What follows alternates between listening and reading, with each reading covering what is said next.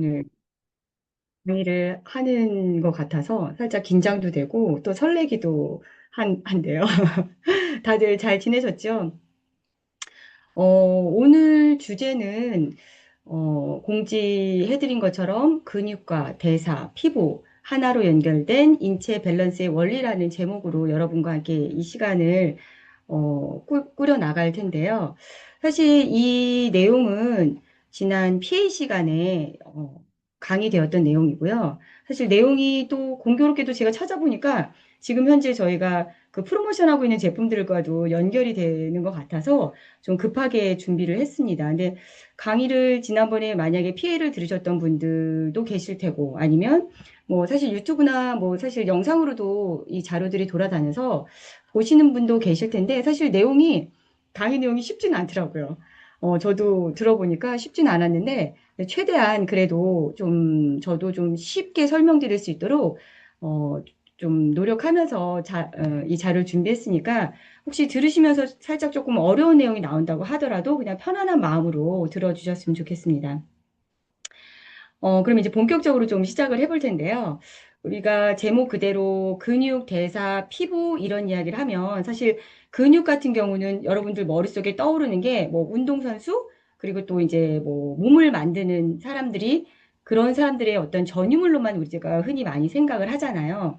근데 사실은 또 예를 들어서 이제 대사 같은 경우도 대사는 뭐 비만이나 당뇨 환자들의 고민거리 문제로만 생각을 하고 피부 같은 경우에는 화장품으로만 관리하는 영역이라고 생각하는 경우가 많습니다. 근데 우리의 몸은 이렇게 뭐 독립된 부품처럼 근육 따로, 대사 따로, 피부 따로 이렇게 따로따로 나눠져 있는 조리품이 아니죠. 그래서 오늘 저는 이 시간을 통해서 근육, 대사, 그리고 피부가 하나의 톱니바퀴처럼 맞물려 돌아가면서 우리가 바라는 젊음과 그다음에 건강을 어떻게 결정짓는지 이런 어떤 신비로운 인체의 밸런스, 균형의 비밀을 하나씩 이 시간에 풀어드리도록 하겠습니다. 어, 화면을 보시면요. 왼쪽에는 굉장히 날씬하고 탄탄한 몸으로 스쿼트를 하고 있는 여성의 이미지가 있고요. 그리고 오른쪽을 보시면 어떠세요? 일본 그 스모 선수죠. 아주 거구한 그 스모 선수가 훈련하고 있는 사진인데요. 외형은 뭐 굉장히 다르죠. 그렇지만 이 두 사람에게 공통적으로 흐르고 있는 강력한 에너지가 바로 근육입니다. 오늘 제가 얘기하고 싶은 근육이라는 그 강력한 에너지를 이 두 사람이 다 장착하고 있는데요. 근육은 그냥 우리가 보기 좋은 몸매를 만들기 위한 도구는 아니죠. 그리고 체지방이나 외적인 형태를 이미 넘어서서 우리 몸의 기초 체력과 생존을 지탱하는 가장 근본적인, 본질적인 건강의 버팀목입니다. 그래서 이 근육이 우리 몸에서 어떤 그 놀라운 일들을 하고 있는지 이제 본격적으로 좀 알아보도록 할게요. 근육의 중요성인데요. 사실 뭐 근육의 중요성은 여러분 뭐 모르는 사람 없죠. 워낙 요즘에 많이들 운동하시는 분들이 유행처럼 사실은 트렌드처럼 젊은이들부터 또 연세 드신 분들까지 운동들을 많이 하는데요. 근데 그래도 저 또한 자료를 준비하면서 굉장히 근육에 대해서 몰랐던 부분들을 저도 많이 알게 됐거든요. 그래서 여러분들도 이 시간을 통해서 근육이 이런 역할들을 하는구나라는 거를 좀 이해하셨으면 좋겠습니다. 요즘 의학계에서는요, 방금 말씀드린 것처럼 우리가 단순한 근육이 그냥 뼈를 움직이는 기관으로만 보지 않고요, 근육 자체를 움직이는 장기로 다 이렇게 정의를 하고 있습니다. 장기로 정의하고 있다. 좀 신선하지 않으세요? 이것을 이제 세 가지 관점에서 나누어서 조금 정리를 해보니까요. 일단 첫 번째는요, 근육이 우리 몸의 대사의 핵심 기관이라는 겁니다. 대사하면 여러분들 뭐가 떠오르세요? 그러니까 대사. 많이 들어봤는데 대사하면 막상 뭐지? 한번 정의해 보세요라고 했을 때 쉽게 또 설명 못, 저도 사실은 뭐 들으면 아는데 막상 제가 대사가 뭐지라고 했을 때 딱 떠오르지 않는 경우가 있더라고요. 그러니까 대사는 우리가 음식물을 섭취했을 때 그것이 잘게 부서져서 흡수되고 에너지원으로 쓰이고 그리고 그게 이제 노폐물로 나가기까지의 전 과정을 우리가 대사라고 이야기를 하죠. 그런데 이 근육이 바로 우리 몸의 이 대사의 핵심 기관이라는 겁니다. 좀 구체적으로 설명을 드리면요. 우리가 그러니까 밥을 먹거나 그러니까 탄수화물을 섭취했을 때 탄수화물을 통해서 이제 포도당이 만들어지죠. 이 포도당을 가장 많이 소비하고 보관하는 에너지의 저장 탱크가 바로 근육이라는 겁니다. 특히 그 중에서도 가장 중요한 게 이제 하체 근육인데요. 이 하체 근육이 혈압과 혈당을 조절하는 굉장히 큰 저장고 역할을 하고 있다는 거죠. 그리고 두 번째는요, 근육이 내분비 기관이라는 겁니다. 내분비 기관. 근육이 우리가 운동을 하게 되면은, 뭐 운동뿐만 아니라 일상생활 속에서 수축하고 이완하고 이런 과정들을 반복을 하잖아요. 그런데 이제 근육이 수축할 때, 즉 운동을 할 때, 마이오카인이라고 하는 호르몬 물질이 분비가 된대요. 그러니까 뭐 마이오카인 이런 거 기억 안 하셔도 되는데 그냥 편안하게 들어주시면 될 것 같아요.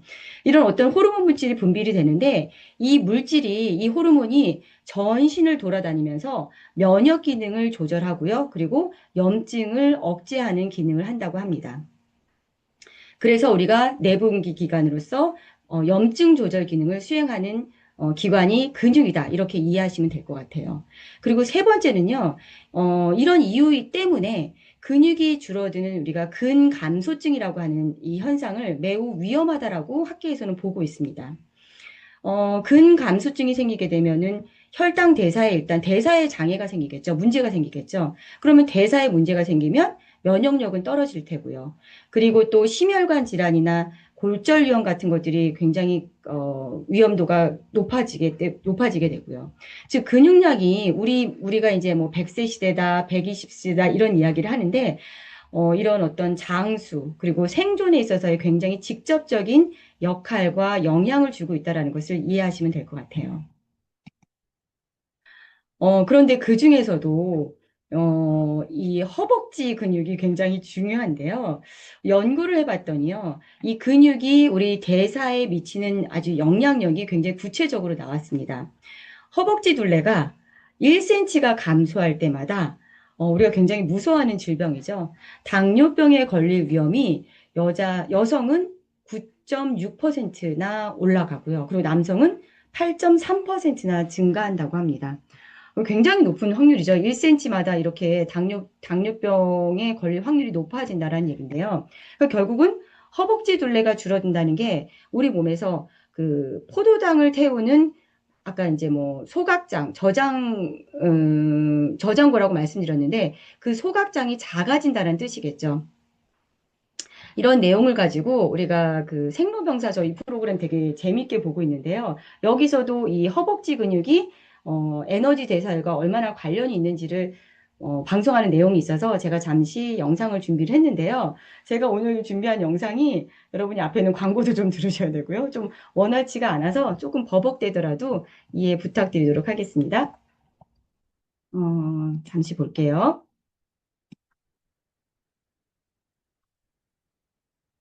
You can fly. You can fly. Everyone can fly. 허벅지 근육과 당뇨는 어떤 관계가 있는 걸까? 음식물을 섭취하면 탄수화물은 에너지원인 포도당으로 바뀐다. 이때 췌장에서 분비된 인슐린은 인슐린 수용체를 자극해 포도당 수용체를 활성화시키고 포도당 수용체를 통해 포도당이 근육세포 안으로 들어가게 된다. 근육세포 안으로 들어간 포도당은 생명 에너지로 쓰인다. 근육이 발달할수록 에너지 대사율은 높아지고 근육 내 포도당 섭취는 증가한다. 따라서 몸의 가장 큰 근육인 허벅지 근육은 포도당 대사에 있어서 무엇보다 중요하다. 근력 운동 후 혈당이 안정된 한재현 할아버지. 허벅지 근육량의 변화가 있을까? 2년 전 촬영한 CT 사진과 비교한 결과 허벅지 근육량이 크게 늘어났음을 알 수 있었다. 지방이 많은 근육들이 더 많고요. 이쪽은 이제 근육이 많은 근육들, 그 근육량이 늘어나고 그 허벅지에 있는 지방량은 줄어들었던 것이 당뇨병의 조절 효과에 기여했던 부분이라고 생각합니다. 허벅지의 근육이 늘어나게 되면은 그 당 대사가 활발해지면서 당 섭취가 허벅지 근육으로 많이 들어가게 되고 연소가 많이 되기 때문에 당뇨병 조절에 굉장히 큰 도움이 됩니다. 반대로 허벅지 근육이 줄어들고 허벅지의 지방이 늘어나게 되면 이 지방에서 나오는 염증세포에 나오는 물질들이 인슐린 저항성을 일으키고 그로 인해서 당 대사에 굉장히 나쁜 불리한 입장을 취하게 됩니다. 네. 자료 다시 좀 돌아갈게요. 지금 영상을 이제 다 함께 봤는데요. 그 내용 잠깐 보시면 이제 허벅지 근육이 발달한 사람이 기초대사율이 높다는 거죠. 그래서 당뇨나 대사질환에 걸릴 확률이 낮아지고 또 반대로 허벅지 근육이 이제 그 발달하지 않은 사람, 허벅지가 얇은 사람은 근육이 줄어들면 지방이 늘어나면서 몸 안에 이제 만성 염증 물질이 이제 쏟아져 나오기 때문에 대사 기능이 완전히 망가지게 된다는 뭐 그런 굉장히 무서운 어, 연구와 또 이제 발표, 이야기를 해주셨는데요. 여러분은 허벅지 근육, 내 허벅지는 어떤가? 저는 이 영상을 보면서 되게 나의 허벅지의 안녕에 대해서 조금 잠깐 생각을 해봤는데, 그만큼 되게 허벅지가 중요하다라는 거죠. 근데 그러면 이 과정을 한번 조금 영상에서 봤던 내용을 이제 제가 조금 설명을 좀 드리도록 하겠습니다. 조금 더 이해를 해볼게요. 일단 첫 번째로 저희가 식사를 하고 나면은 인슐린 호르몬이 나오죠. 그러니까 췌장에서 인슐린 호르몬이 나오게 됩니다. 근데 이 인슐린이 혈액을 돌아다니면서 포도당을 이렇게 끌어안게 되죠. 포도당을 잡아서 세포 안으로 밀어 넣는데 이 포도당을 가장 많이 받아들이는 곳이 바로 근육세포라는 거죠.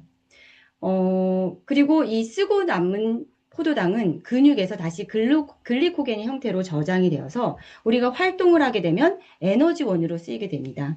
근데 근육량이 적게 되면 이 저장 효율이 떨어지게 돼서 조금만 일해도 우리가 쉽게 피로해지고 또 기운이 없어지게 되죠. 그리고 두 번째로 우리 몸에서 가장 큰 근육이 바로 허벅지 근육입니다.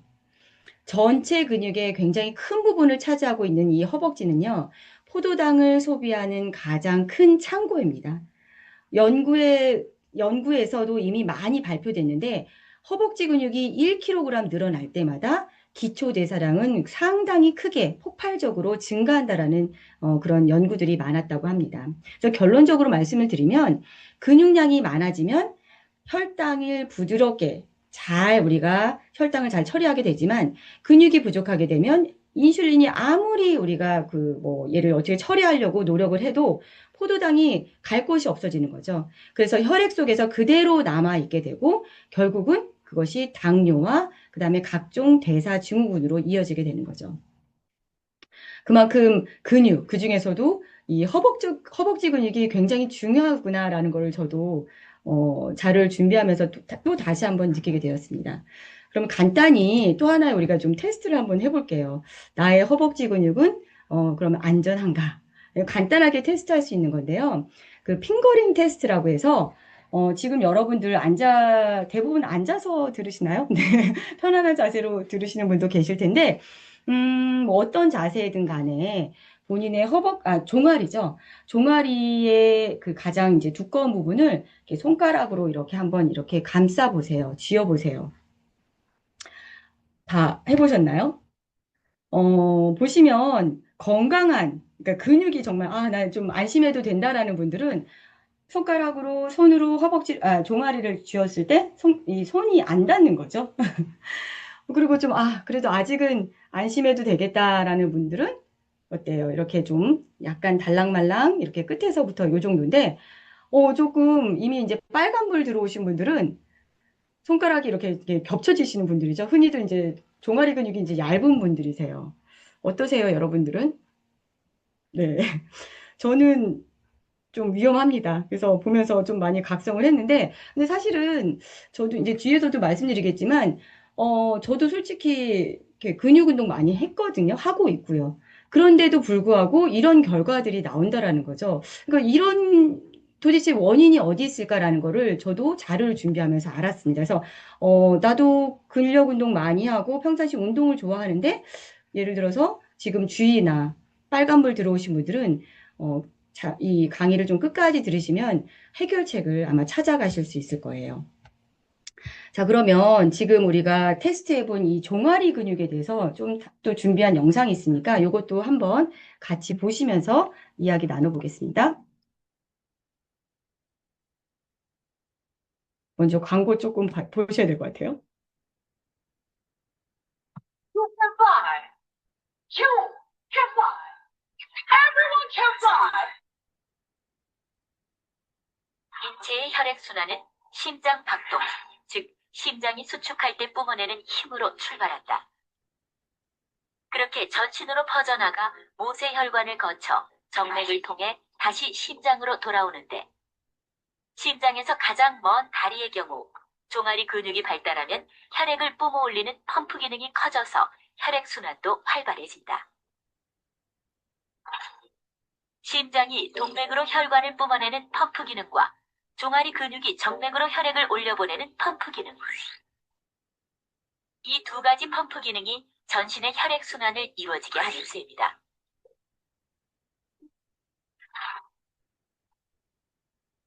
특히 종아리의 경우 중력 등 반작용을 이겨내고 혈액을 멀리 심장으로 거슬러 올려보내야 하는 만큼 그 중요성이 강조된다. 그래서 종아리를 제2의 심장이라고 부르기도 한다. 제2의 심장이라고 하는 게 정확하게 맞거든요. 왜냐하면 동맥의 혈액을 보내주는 건 심장이지만 정맥의 혈액을 다시 심장 쪽 보내주는 것은 아이고, 네. 중간에 제가 화면을 좀 껐는데요. 사실 영상이 거의 다 끝나서, 네. 방금 지나간 그 종아리를 보면서 사실 굉장히 부러웠습니다. 영상에서도 이야기를 했지만, 우리가 하체 근육에서 허벅지만큼 중요한 것이 바로 종아리 근육이라고 했고요. 또 의학계에서는 이 종아리를 제2의 심장이라고 이야기한다는 거죠. 근데 그 이유는 바로 우리가 이제 심장이 하는 역할은 혈액을 이렇게 내보내는 역할을 하는 거잖아요. 근데 심장에서 우리가 이렇게 혈액을 내보낼 때 사실 중력 때문에 아래로 날려가는 것은 사실 쉽습니다. 그런데 이제 다시 위로 혈액을 올려 보내기는 어려운데요. 이때 바로 이제 종아리 근육이 수축과 이완을 이렇게 반복하면서 혈액을 위로 이제 뿜어 올려주는 역할을 하는데, 펌프 역할을 하는 거죠. 근데 종아리 근육이 이제 약하게 되면 하체에서 사실 이렇게 위로 잘 올라가지 못하고 피가 오히려 이제 고여 있게 되는 거죠. 그러다 보면 우리가 이제 사실 많은 분들 뭐 하지정맥류 뭐 이런 말씀들 하시잖아요. 그러니까 정맥류가 생겨나기도 하고, 또 이제 전신에 온몸에 이제 혈액순환 장애가 일어나는 거죠. 그리고 이제 또 심장에 무리가 되기 때문에 각종 이제 순환과 대사 밸런스에 문제가 생기면서 이제 전신에 어떤 혈액순환이 질환으로 이어지게 된다라고 합니다. 사실 그래서 이런 대사를 위해서도 하체 근육의 관리는 굉장히 중요하다라는 것을 우리가 이제 인식하셔야 될 것 같아요. 이어서 내용을 조금 다시 좀 정리를 해서 보면요. 방금 이렇게 우리가 근육, 특히 이제 하체 근육에서 허벅지 근육하고 그 다음에 종아리 근육이 대사에 어떤 역할을 하는지를 살펴보았는데요. 그러면 약간 좀 전환을 해서 이번에는 또 다른 질문을 제가 좀 던지도록 할게요. 나이가 이제 들어가면서 사실 급격히 이제 빠져나가게 되는 근육이 그러면 이제 피부의 노화와도 근육과 피부 노화가 상관이 있을까요? 여러분은 어떻게 생각하세요? 뭐 어떤 분들은 굉장히 쉽게 대답하실 텐데요. 또 저는 이 질문이 굉장히 재밌었어요. 엉덩이 근육과 얼굴 노화의 상관성인데요. 얼굴 노화를 막으려면 엉덩이 근육을 키워야 된다. 그것이 좋다라는 이야기를 듣고 사실은 조금 재미도 있었어요. 우리가 대부분 피부가 처지고 주름이 생기게 되면 제일 먼저 떠오르는 게 이제 콜라겐 화장품들을 많이 사서 바르고 또는 이제 피부 시술들을 많이 하시잖아요. 근데 사실 근육이 빠져나가게 되면은 일단 그 혈액순환 또는 대사 이런 것들이 나빠지면서 면역력도 떨어지고요. 또 장기 기능이 굉장히 저하되겠죠. 이렇게 저하된 그 기능들에 의한 신호가 가장 먼저 드러나는 게 바로 우리 얼굴, 피부라고 합니다.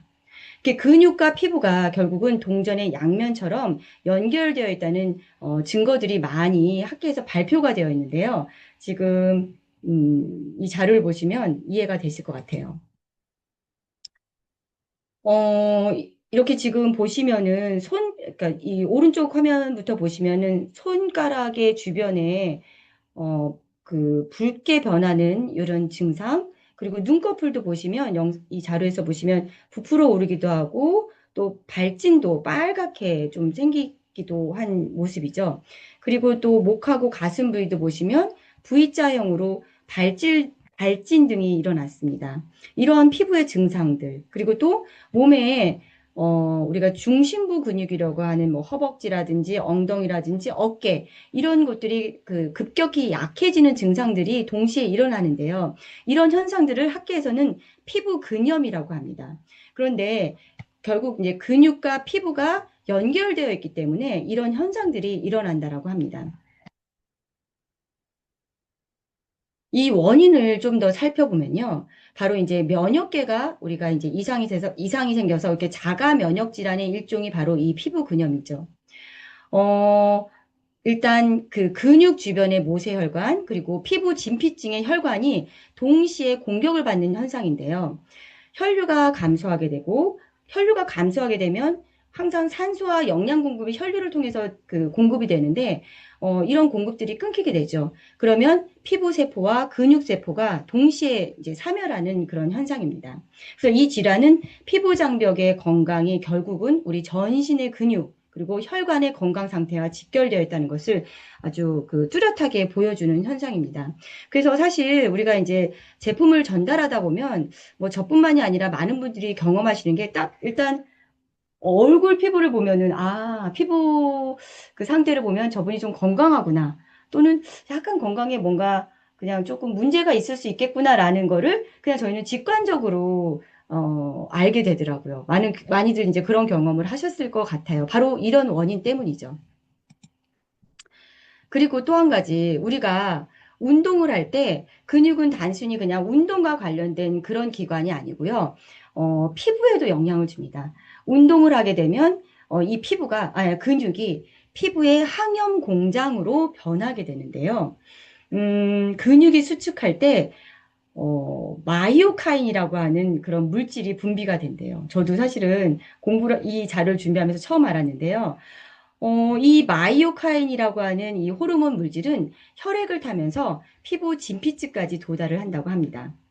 그리고 또 어려운 용어가 또 하나 나와요. 인터루킨이라고 하는 이 물질은 또 전신을 돌면서 만성 염증을 유발하는 나쁜 인자가 발생하는 것을 억제하고 또 항염증인 그 사이토카인 형성을 활성화시켜 가지고 피부 염증을 극적으로 줄여준다고 합니다. 그러니까 운동을 하게 되면 여러분 머릿속에 쓴 뭐 제가 말씀드렸던 뭐 마이오카인이라든지 뭐 인터루킨이라든지 저도 발음하기도 어려워요.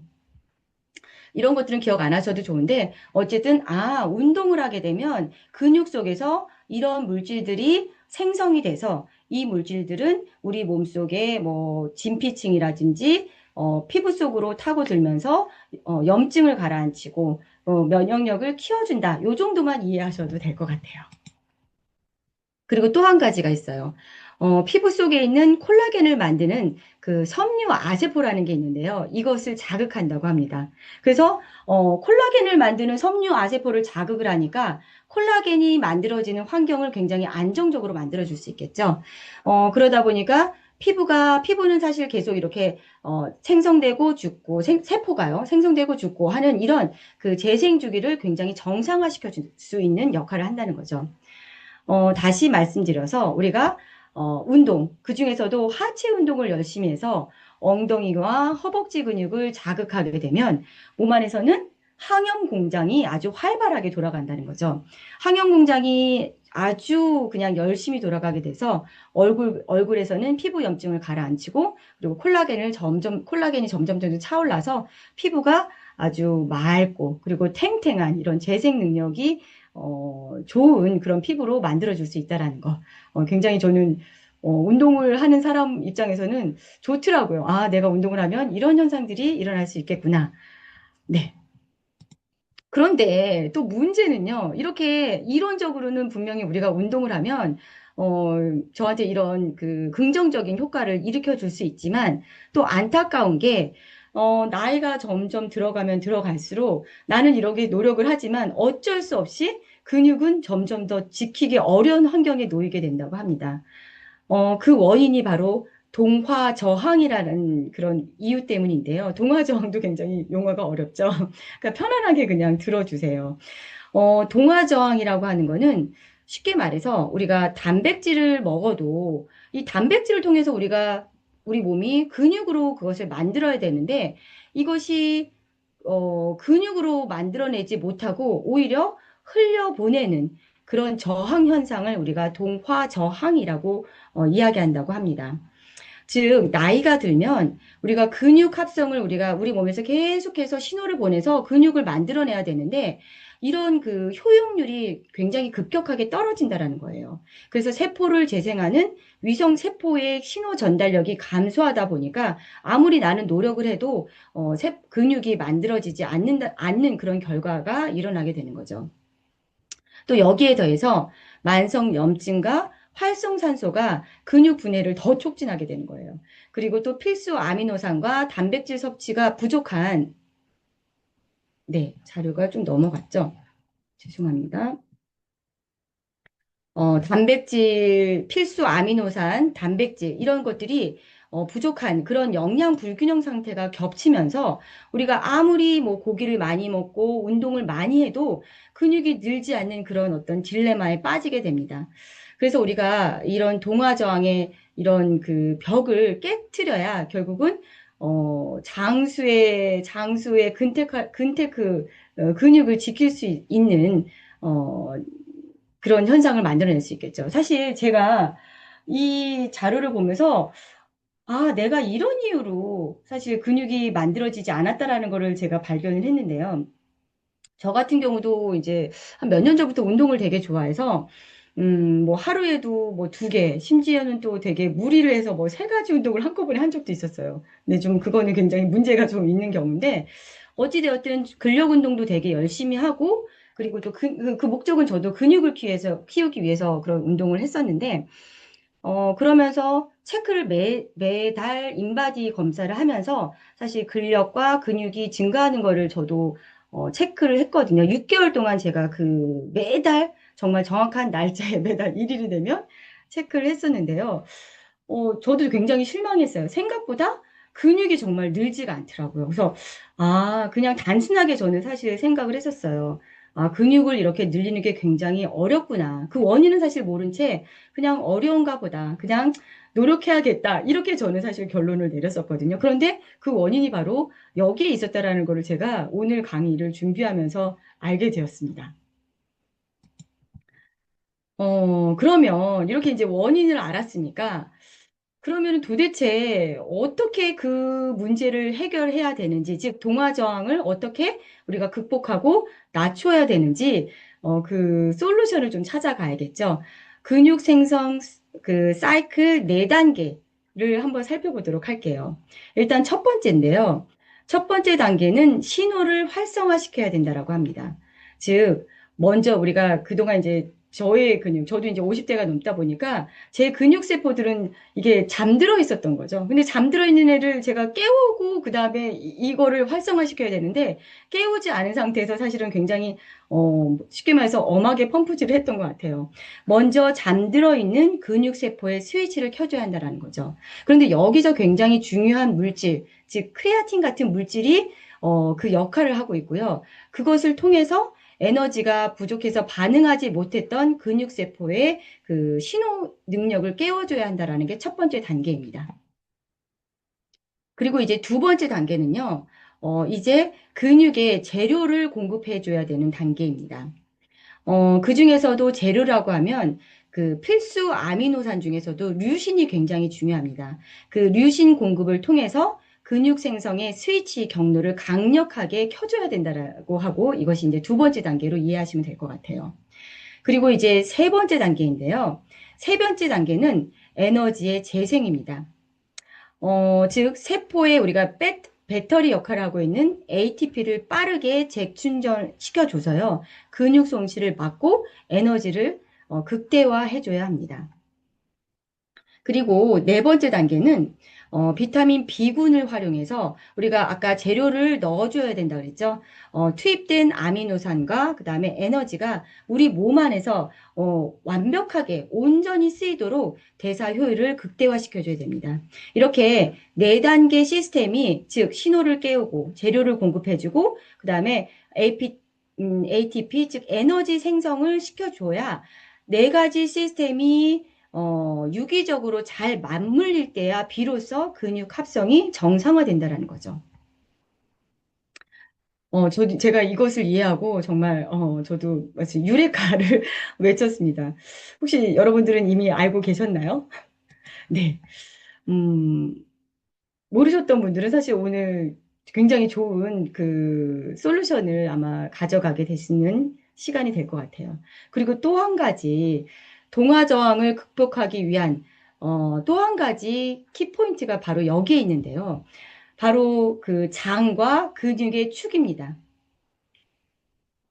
우리 몸의 장 속에는 미생물, 그리고 전신 근육이 생화학적으로 긴밀하게 소통하고 있다는, 그 장과 근육축이, 여기에 숨어 있는데요.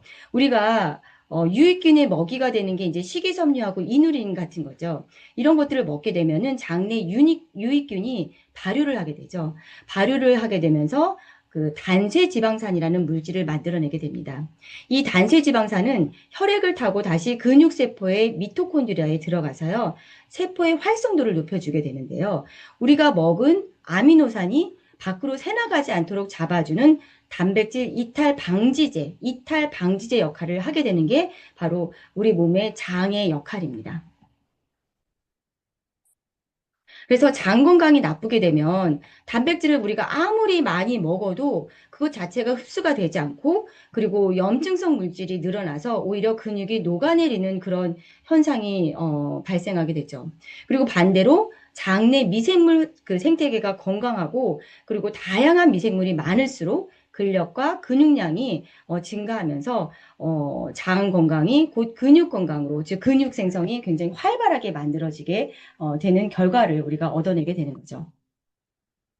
그래서 장 근육을 지키려면 아니, 근육을 지키려면 장까지 우리가 신경 써야 된다는 걸 꼭 잊지 마시길 바라겠습니다.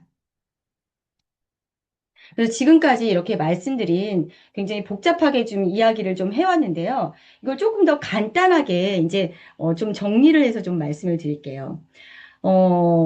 화면에 보시면 선풍기가 나오죠. 선풍기에 비유해서 좀 설명을 드리면요. 우리가 선풍기 바람을 시원하게 우리가 쐬기 위해서는 어떻게 해야 될까요? 일단은 먼저, 그 과정들 한번 머릿속에 그려보시면 첫 번째, 간단하죠. 일단, 콘센트를 전원에, 꽂아야겠죠. 이 전원의 공급 장치가 바로 세포 에너지를 깨우는 단계이고요. 여기서 필요한 게 바로 크레아틴의 공급이죠. 그리고 두 번째는요, 이제 전원을 끼웠다면 선풍기의 그 본체, 그리고 모터가 있어야겠죠. 본체와 모터, 즉, 이 뼈대가 되는, 이것이 바로 단백질이라고 이해하시면 될 것 같아요. 그리고 세 번째는, 뼈대하고 본체만 있으면 안 되겠죠? 반드시 날개가 있어야겠죠? 선풍기 날개. 이 선풍기 날개가 있어야 바람을 일으킬 수 있으니까요. 이 날개의 부품 역할하는 게 바로 필수 아미노산, 그 중에서도 필수 아미노산 8종입니다. 그래서 전원을 꽂고, 즉, 크레아틴을, 우리가 섭취하고, 그리고 기계를 조립하는 것, 즉, 단백질이 필요하고요. 그 다음에는 날개를 장착한다, 즉, 필수 아미노산을 섭취한다. 이렇게 한 뒤에 스위치를 켜야만, 어때요? 우리는 시원한 바람을 우리가 쐴 수 있는 거죠. 즉, 시원한 바람, 근육을 생성시키고, 그리고 유지하는 우리가 바라는 목표에 도달하게 되는 거죠. 그래서 이 중에서 우리가 하나라도 부족하게 되면 선풍기는 돌아가지 않겠죠? 즉, 우리 몸에 근육이 만들어지는 원리도 바로 이 과정이라고 이해하시면 될 것 같아요.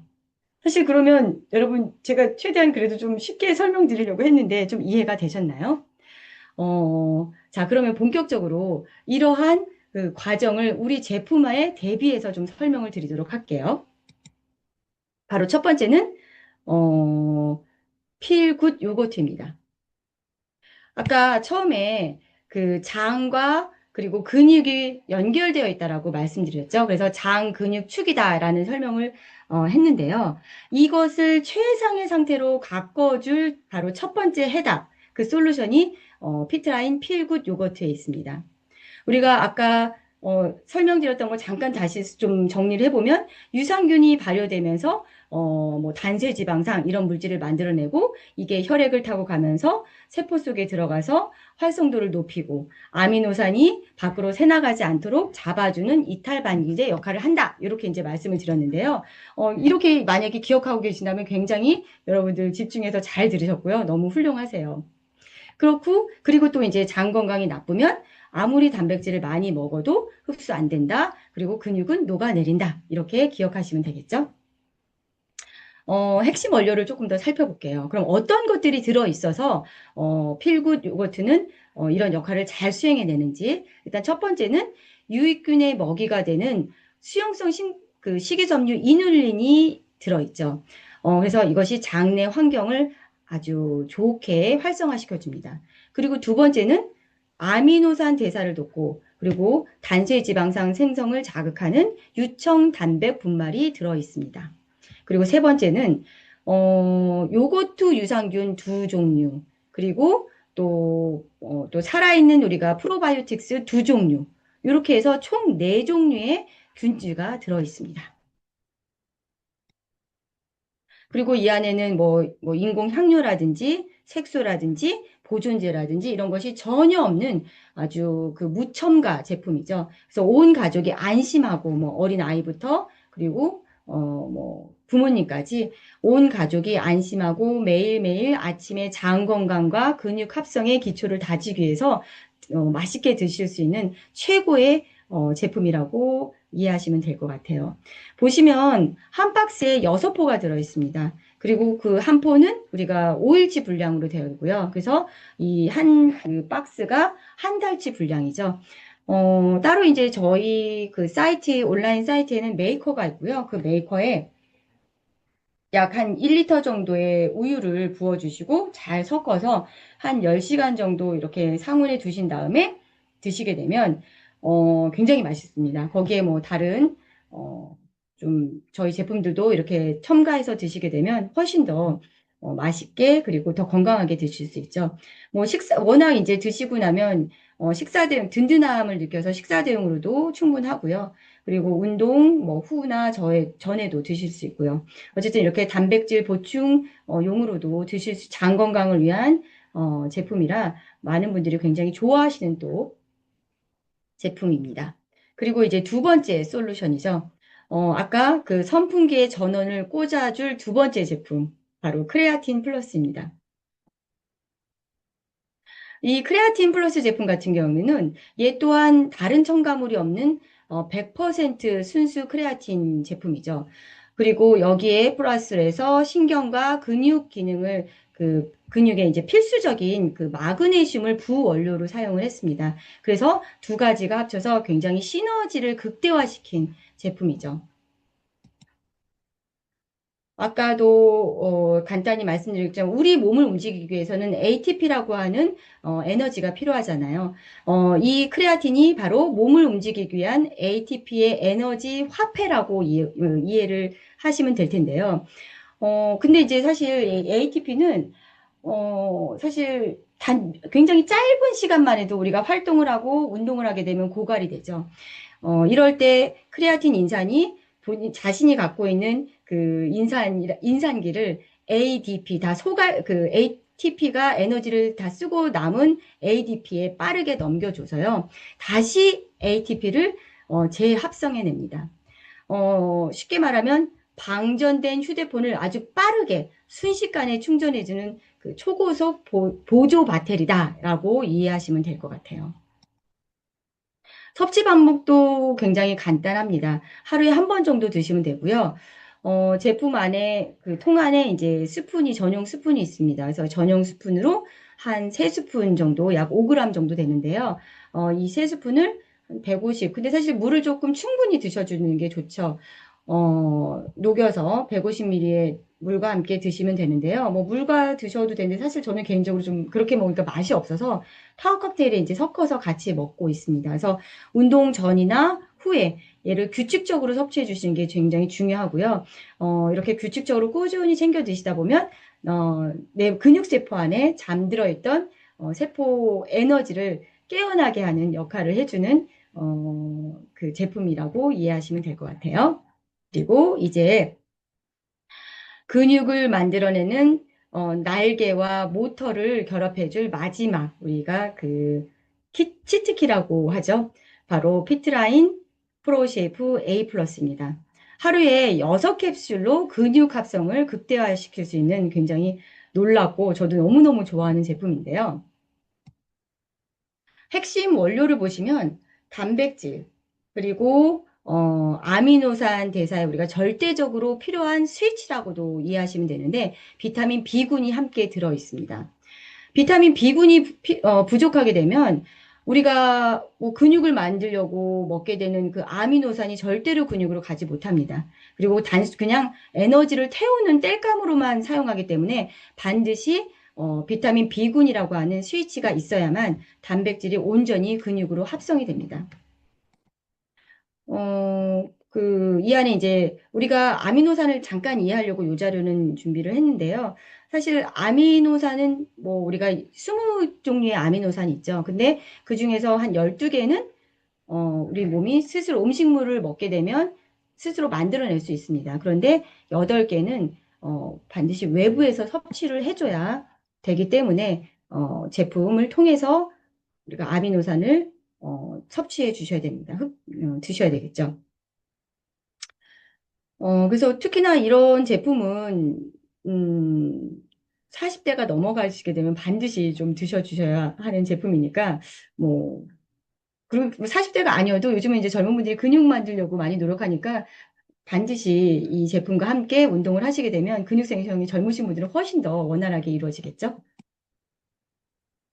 그리고 보시면 사실 조금 반복되는 얘기이기도 한데 근육 성장과 그다음에 세포 재생을 촉진하는 그 핵심 아미노, 특히 아미노산 중에서 류신이 굉장히 중요하죠. 류신이라든지 발린이라든지 그다음에 뭐 이소로이신 같은 것들이 체내에서 합성되지가 않기 때문에 반드시 우리가 외부에서 섭취를 해 주셔야 된다. 그리고 이것들이 이 프로쉐이프 A 플러스에는 굉장히 정밀한 비율로 배합이 잘 되어 있다는 것도 이해를 해주시면 되고요.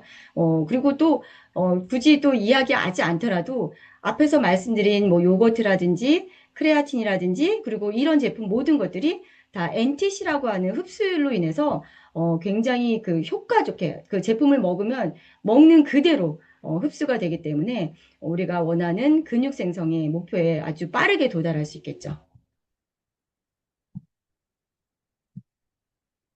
그리고 섭취 방법도 얘 또한 굉장히 간단하죠. 그냥 운동 전후에, 근데 이제 하루에 6캡슐 하니까 저희 아버지도 사실은 이 6캡슐을 어떻게 먹냐. 이렇게 처음에는 조금, 좀 난감해 하시더라고요. 근데 얘는 사실 6캡슐을 한꺼번에 드시는 게 좋습니다. 우리가 뭐 그러니까 사실 근육을 만드시는 분들이 뭐 단백질, 뭐 고기 많이 드시잖아요. 그런데 이 6캡슐 안에는 어느 정도의 양이라고 이해하시면 되냐면 뭐 이렇게 손바닥만한 고기 덩어리를 그러니까 몇 끼에 2덩어리를 먹는다 그러면 끼마다 2덩어리, 즉 3끼를 먹는다 그러면 얘 또한 6끼를 손바닥만한 고기를 먹는 양이라고 하는데요. 그러니까 현실적으로도 사실은 그것도 불가능하고요. 그리고 실질적으로 돈도 굉장히 많이 들어가겠죠. 그런데 우리 이 제품 같은 경우에는 6캡슐을 그냥 한꺼번에 드시는 것만으로도 그 역할을 충분히 하고 있고 오히려 고기로 드시는 것보다 훨씬 더 효과적으로 근육 만드는데 이 제품이 역할을 하기 때문에 근육을 만들어야겠다라는 분들은 이 제품은 굉장히 강력하게 추천드리는 제품입니다. 그러면 이렇게 해서 이제 좀 급하게 빠르게 달려왔는데요. 우리가 단백질 하면은 사실 PM에서 생각나는 제품들이 지금 제가 화면에 보이는 이런 제품들일 거예요. 근데 조금 정리를 해서 좀 말씀드리려고 마지막으로 좀 준비를 해봤습니다. 일단 첫 번째는 프로쉐이프죠. 프로쉐이프는 어떻게 이해하고 계셔요? 네, 맞습니다. 바로 밥 대신 먹는, 식사 대신 먹는 식사 대용식이라고 이해를 하시면 되겠죠. 그래서 우리가 고품질의 단백질에 각종 비타민, 미네랄 이런 것들이 함께 들어 있습니다. 그래서 영양의 공백을 우리가 최소화시키고 균형 있는 다이어트를 돕는 제품이기 때문에 다이어트 하시는 분들이 식사 대용으로 찾는 제품 프로쉐이프고 또 이렇게 또 추천을 해주시면 좋을 것 같아요. 그리고 두 번째는 오늘 조금 깊이 있게 좀 다른 제품이기도 하죠. A 플러스 프로쉐이프 A 플러스인데요. 이 제품은 단백질과 아미노산의 합성 스위치다 이렇게 이해하시면 되고요. 그 중에서도 이제 비타민 B군이 또 들어있다라는 것도 포인트로 반드시 기억을 하셔야 될 것 같아요. 그리고 비타민 B군과 필수 아미노산을 이 제품은 집중적으로 공급해 줌으로써 근육 합성을 자극하고 그리고 근육의 신호를 근육이 흘러나가는 이것을 억제하는 데 초점이 맞춰져 있는 제품이다. 이렇게 이해하시면 되고요. 그리고 마지막으로 이제 웨이인데요. 웨이는 근육을 빠르게 아미노산을 밀어넣어주는 빠른 단백질 공급원이다. 그러니까 빠르게 우리가 그 손상된 근육을 회복시켜주는데 굉장히 도움이 되는 제품이 웨이입니다. 근데 뭐 이렇게도 이해하시면 되고요. 그리고 이제 소비자분들한테 우리가 전달할 때는 뭐 이렇게 내가 A 플러스를 프로쉐이프 A 플러스를 먹을까요? 아니면 웨이를 먹을까요? 라고 했을 때는 저 같은 경우에는 이제 유청 단백질이 이제 웨이로 되어 있는 이거를 마실 때 조금 소화가 안 된다는 분들이 간혹 가다 계시거든요. 그런 분들한테는 이제 A 플러스를 추천해드리고 또 그냥 간편하게 먹고 싶은 분들한테도 A 플러스를 저는 이제 추천해드리고 있습니다. 이렇게 조금 구분해서 소비자분들한테 전달할 때 이렇게 활용하시면 될 것 같아요. 그리고 또 한 가지 오늘 저희 강의에 나왔던 장과 근육축을 위한 필굿 요거트까지도 여러분들이 이해하시면서 에너지를 채우는 크레아틴 플러스 그리고 합성 스위치를 켜주는 프로쉐이프 A 플러스 요렇게 우리 제품들을 잘 스마트하게 현명하게 조합하신다면 근육과 대사 그리고 거기에 플러스로 탄탄한 피부까지 이렇게 완벽한 인체 밸런스를 우리가 완성해 나갈 수 있다. 이렇게 이해하시면 될 것 같아요. 그러면서 지금 보니까 너무나 다행히 제가 사고 싶은 제가 필요한 제품들이 이번에 또 행사를 하더라고요. 보시면 프로셰프 A 플러스가 지금 5 플러스 1이 어제부터 시작이 됐고요. 그리고 또 보시면 필군 요거트도 지금 5 플러스 1이 진행 중입니다. 그러니까 필요하신 분들, 저는 사실 오늘 두 가지 다 구매를 했어요. 그래서 필요하신 분들은 이렇게 행사할 때 좋은 기회를 잘 활용하셔서 구매하시고 또 소비자분들한테도 전달해 주시면 좋을 것 같습니다. 이렇게 제가 오늘 제품에 대한 또 말씀을 드렸는데요. 사실 회사에서도 프로덕트 아카데미라고 해서 저 또한 오늘 이 강의한 내용도 그 자료를 활용한 거고요. 매달 한 달에 한 번씩 PA가 열리죠. 그래서 시간이 되신 분들은 현장에 가셔서 직접 들으셔도 좋고요. 또 시간이 안 되시는 분들은 온라인으로도 신청해서 들으실 수 있으니까 그런 시간들을 잘 활용하시면 좋겠습니다. 이렇게 우리가 이런 시간들은, 즉, 제품을 공부하는 시간들은 그냥 단순히 저희가 이제 지식을 쌓는 그런 것들을 넘어서는 과정이라고 생각을 합니다. 우리가 이 건강 PM 사업이라고 하는 건강 사업을 진행하는 데 있어서 이런 제품 공부는 어떻게 보면 가장 단단하고 그리고 가장 탄탄한 토양이 되어주는 일이라고 저는 생각을 합니다. 그래서 우리가 이렇게 또 이 시간을 통해서 바쁘신데도 함께 자리하면서 이렇게 보낸 시간들 이것이 바로 우리가 비즈니스 현장 속에서 바로 강력하게 발휘될 무기라고 생각을 하고요. 그리고 여러분이 갖고 계신 어떤 목표들 당장 이번 달부터 그리고 6개월 후 1년 후에 우리가 목표하는 그런 위치까지 날아가는 데 있어서 가장 도움이 될 시간들이 바로 이 제품에 대한 이해를 높이는 시간이라고 생각하고 또한 믿어 의심치 않습니다. 우리가 함께 걸어가는 그러한 멋진 여정에 오늘 이 시간도 또 작은 디딤돌이 되었으면 하는 바람이 있고요. 여러분이 그 귀한 시간을 저와 함께 해주셔서 진심으로 감사드립니다. 오늘 시간도 또 많이 또 하다 보니까 흘러갔는데요. 마지막으로 그냥 여러분과 함께 또 나누고 싶은 또 노래가 있어서 이 노래 같이 들으면서 마무리할 테니까 여러분들은 저희 저녁에 먹는 제품 갑자기 어, 리스토레이트 한 잔 준비하셔서 음악 들으시면서 마무리하도록 하겠습니다. 오늘 너무 수고하셨고요. 또 저는 다음 시간에 뵙도록 하겠습니다. 수고하셨습니다. 감사합니다.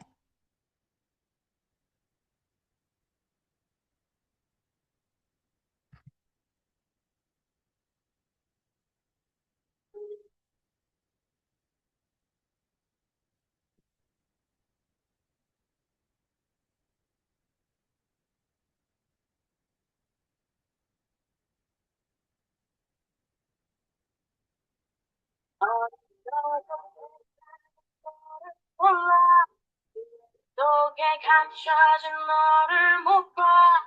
나는 알아 내겐 보여 도록 찬란한 너의 날개. 험해지만 알 수 있어 뜨겁게 굳세가리는 펴 알아올라 세상 위로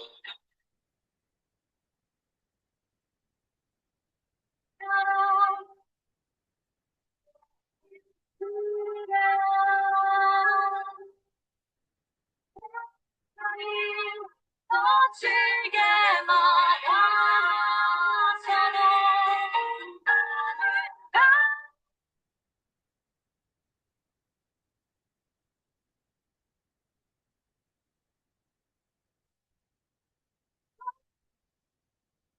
따라줘.